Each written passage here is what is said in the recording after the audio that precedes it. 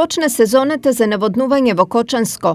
Вода ќе нема за дури 1/3 од површините, како резултат на долготрајната суша и ниското ниво на вода во акумулациите, чиј капацитет не е исполнет ни до половина.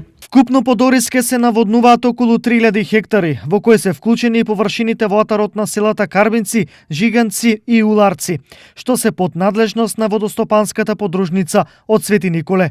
За полнење на нивите за почеток ги користиме проточните води од реките, за да зачуваме што поголеми количини што се акумулирани во браната Калиманци, а водата во десниот магистрален канал ќе биде пуштена во почетокот на мај. Информираат од Водостопанство Кочани. Ваквата одлука за овдешните оризопроизводители беше очекувана, но незината официјална примена за нив е нова јамка околу вратот и нов голем проблем. Мислам дека ова најголема глупост што е направено.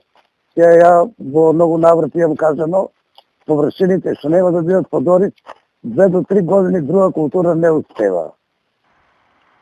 Што значи земјоделците ќе бидат у една страшно лоша ситуација да крај со крај не може да врзат. И за тоа апелирам преку телевизиите, преку медиумите, ако може луѓето некако да, мислам, сето ова да се алармира, за да можат да допре гласот некако на земјоделеците. Во просек досега преку Водостопанство Кочани се наводнуваа околу 4500 хектари по Дорис. Сега површините ќе бидат намалени за околу 1000 хектари, а на најмалку 100 овдешни производители во прашање им е доведена екзистенцијата.